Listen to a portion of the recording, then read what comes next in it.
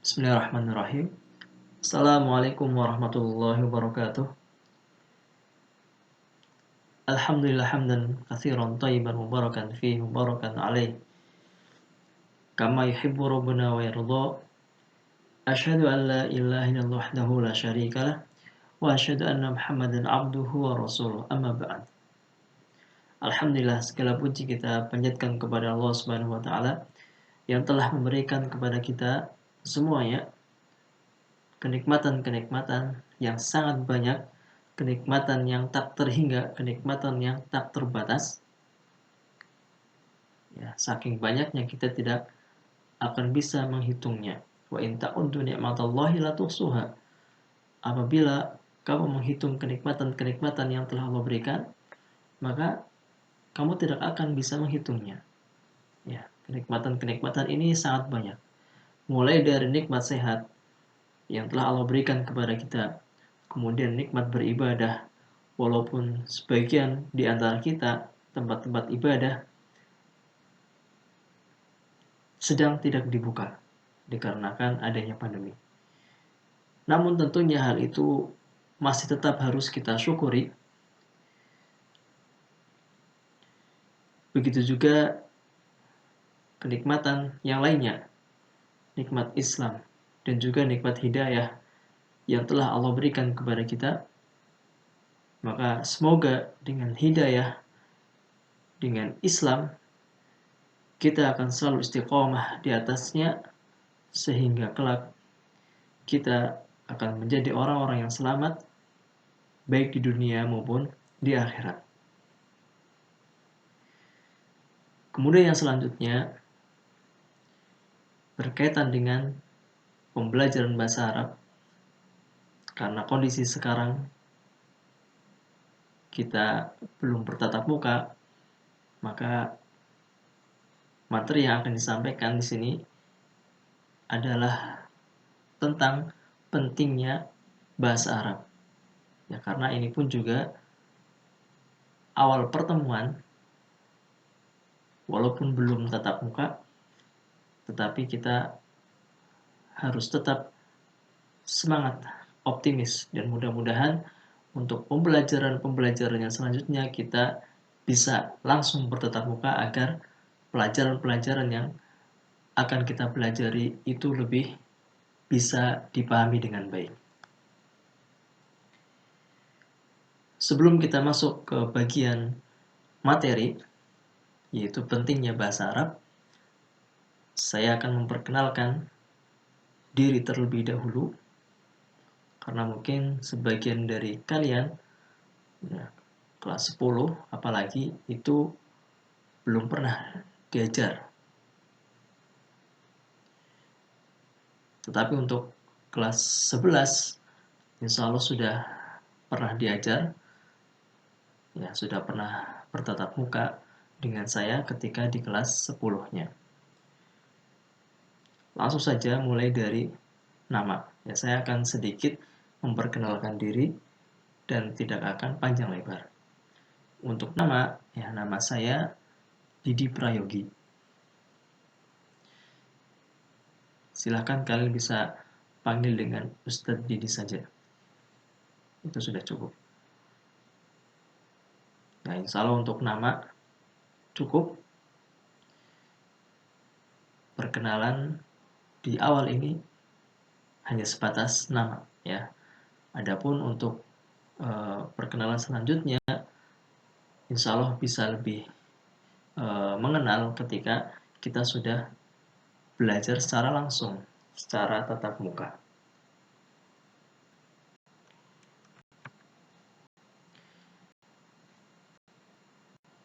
Kita akan langsung saja masuk di bagian materi di sini, yaitu tentang pentingnya belajar bahasa Arab. Apa sih pentingnya belajar bahasa Arab? Tentunya ketika kita akan mempelajari sesuatu, kita harus paham terlebih dahulu pentingnya sesuatu yang kita pelajari. Ya, oleh karena itu, ketika kita akan belajar, dan di sini kita akan belajar bahasa Arab, maka kita harus tahu terlebih dahulu apa pentingnya belajar bahasa Arab.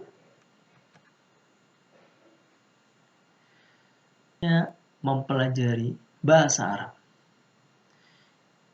Disebutkan di sini Al-Quran turun dengan berbahasa Arab. Perhatikan, Al-Quran turun dengan berbahasa Arab. Maka ini menjadi salah satu pentingnya kita mempelajari bahasa Arab. Ketika Al-Quran turun dengan berbahasa Arab, maka bahasa Arab merupakan bahasa yang telah Allah pilih sebagai bahasa Al-Quran. Dan hal ini tentunya menunjukkan akan kemuliaan dan keagungan bahasa Arab. Sebagaimana firman Allah dalam surat Yusuf ayat 12, Inna anzalnahu Qur'anan Arabiyyan la'allakum ta'qilun. Sesungguhnya kami menurunkannya berupa Al-Quran berbahasa Arab agar kamu mengerti, agar kamu memahami. Sehingga seseorang tidak bisa memahami Al-Quran dengan pemahaman yang baik dan benar kecuali dengan bahasa Arab. Ya, kita tidak akan mungkin mempelajari Al-Quran sedangkan Al-Quran menggunakan bahasa Arab. Oleh karena itu kita harus belajar bahasa Arab terlebih dahulu. Tapi bukan berarti ketika kita belajar bahasa Arab terlebih dahulu kita mengabaikan Al-Quran. Itu juga salah. Sehingga saling berbarengan. Kita pelajari bahasa Arab, kita juga pelajari Al-Quran. Oleh karena itu, hal ini tentunya menjadi motivasi kita untuk bisa mengerahkan waktu luang kita dan juga tenaga atau pikiran kita untuk mempelajari bahasa Arab.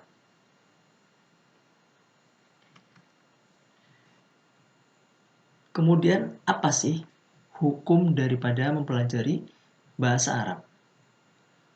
Disebutkan Syekhul Islam Ibnu Taimiyah rahimahullah mengatakan sesungguhnya bahasa Arab itu sendiri bagian dari agama. Ya, bahasa Arab merupakan bagian dari agama. Sehingga disebutkan hukum mempelajarinya adalah wajib. Karena mempelajari atau memahami Al-Quran dan As-Sunnah itu hukumnya wajib. Dan keduanya, yaitu Al-Quran dan As-Sunnah, itu tidaklah akan bisa kita pahami dengan baik dan benar kecuali dengan memahami bahasa Arab. Dan hal ini juga sesuai dengan kaidah di dalam ilmu usul fikih. Ya, ma la yatimul wajib illa bihi fahuwa wajib. Sebuah kewajiban tidak akan sempurna pelaksanaannya kecuali dengan melakukan sesuatu yang lain, maka sesuatu yang lain itu hukumnya juga menjadi wajib. Maka di sini kita sebutkan bahwasanya hukum mempelajari Al-Quran dan As-Sunnah atau memahami Al-Quran dan As-Sunnah itu adalah wajib. Dan kewajiban itu tidak akan sempurna kecuali dengan melakukan sesuatu yang lain, yaitu dengan mempelajari bahasa Arab. Maka sesuatu yang lain itu, yaitu mempelajari bahasa Arab, hukumnya juga menjadi wajib. Itu maksudnya. Namun di sana ada bagian dari bahasa Arab yang wajib ain dan ada juga yang wajib kifayah.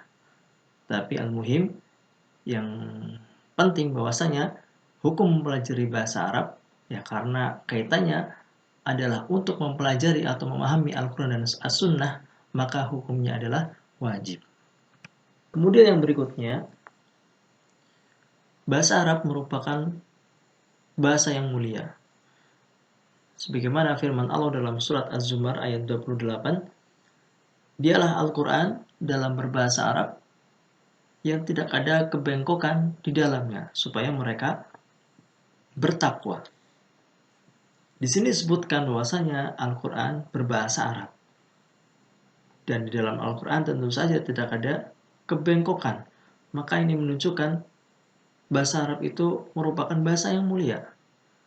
Ketika Al-Quran itu mulia, kemudian Al-Quran diturunkan dalam berbahasa Arab, maka bahasa Arab itu juga menjadi bahasa yang mulia. Kemudian sebagaimana juga disebutkan oleh sahabat Umar bin Khattab radhiyallahu anhu, yaitu ta'allamul arabiyyah fa innaha juz'un min dinikum. Pelajarilah bahasa Arab karena dia adalah bagian dari agama kalian. Disebutkan oleh sahabat Umar bahwasanya bahasa Arab itu merupakan bagian dari agama. Bagian dari agama Islam.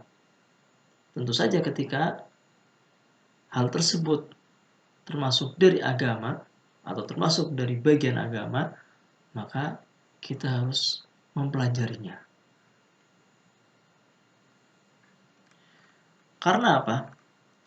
Karena Allah telah menjelaskan terhadap orang-orang yang tidak mau memahami agama.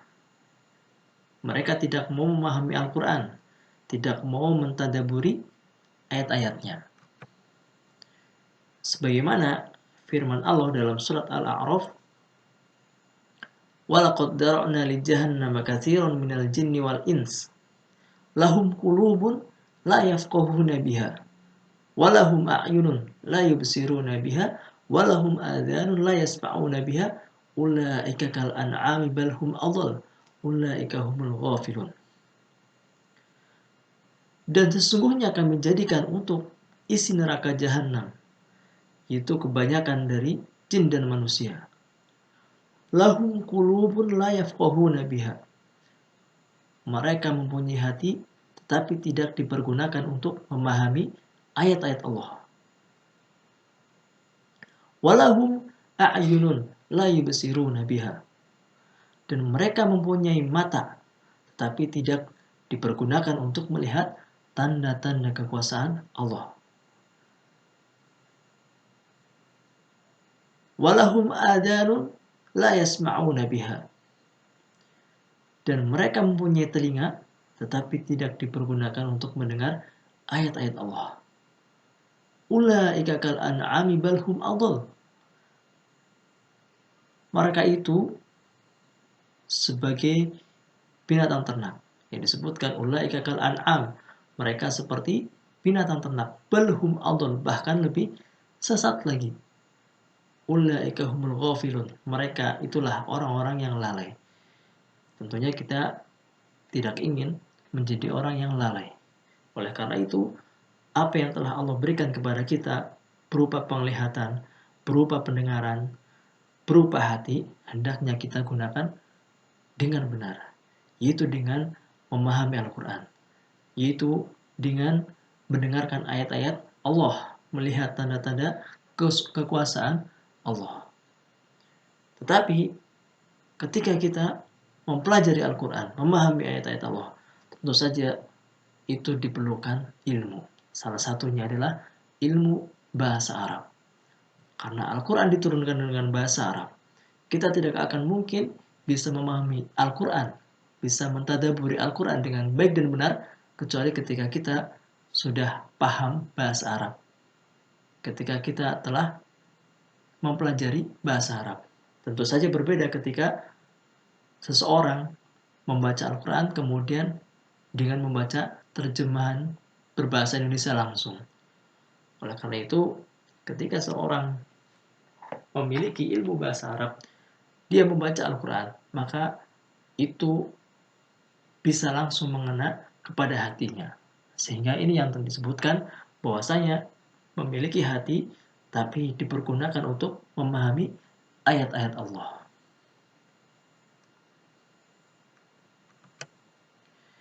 Bahasa Arab itu mudah, hanya saja membutuhkan kesabaran. Yang namanya mempelajari ilmu semuanya itu mudah ketika kita benar-benar tekun, ketika kita sungguh-sungguh di dalam mempelajarinya. terkadang sulit. Ya, ketika sulit, maka yang kita butuhkan adalah kesabaran. Karena dengan kesabaran itu, kesulitan yang tadinya kita rasakan sebagai beban, maka itu menjadi kemudahan. Ya, karena ketika kita mempelajari sesuatu, jangan yang kita inginkan langsung mendapatkan ilmu semuanya, segala-galanya tentang ilmu itu. Tapi yang namanya ilmu itu dipelajari sedikit demi sedikit, perlahan.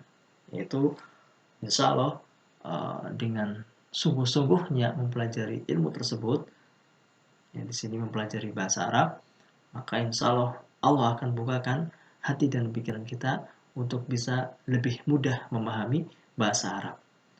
Sehingga sabar itu yang terkadang sulit. Ya, sabar yang terkadang sulit. Sehingga ketika kita belajar bahasa Arab, hendaknya kita bisa lebih bersabar.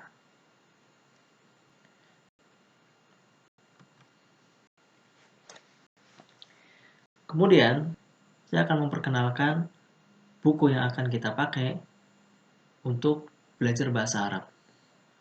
Di sini untuk kelas 10, kita gunakan buku bahasa Arab LPPM kelas 10, ya, Lembaga Pengembangan Pesantren Muhammadiyah kelas 10 atau LP2M.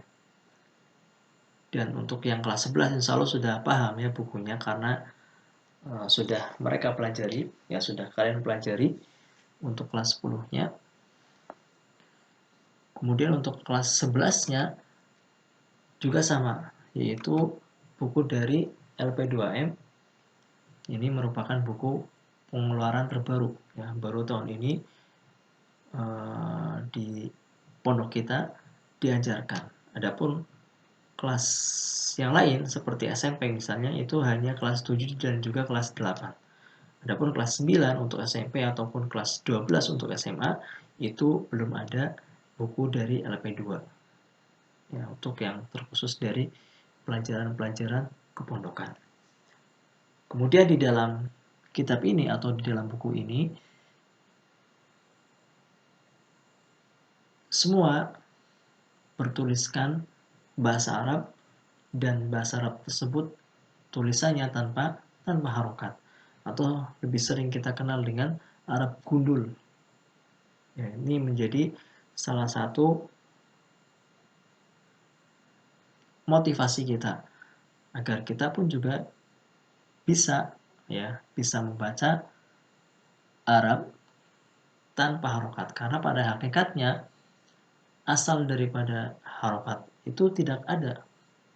Ya, bahasa Arab ya hanya tulisan saja, bahkan dahulu tanpa titik. Ya, dulu tuh tanpa titik. Akan tetapi untuk lebih memudahkan sehingga ada titik saja, itu yang terdapat dalam kitab-kitab Turos, ya kitab-kitab para ulama.